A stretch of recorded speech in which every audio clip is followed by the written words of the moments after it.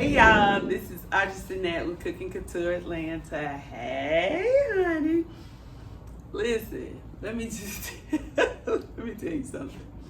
Do not go to the grocery store in Buckhead dressed like this to buy sunflowers and think that everybody not ready to talk to you, okay?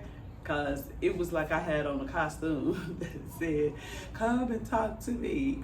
Tell me what's going on. I'm gonna be cool." So I'm in the aisle looking.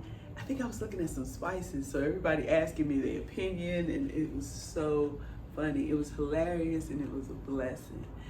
I'm saying lean toward the sunshine and you'll attract everything that's supposed to be for you. Everything good and pure and high energy will come to you, honey.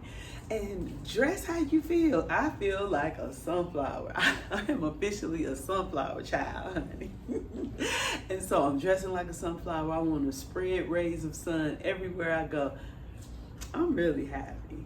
And cause I like me. So shit, what else is there?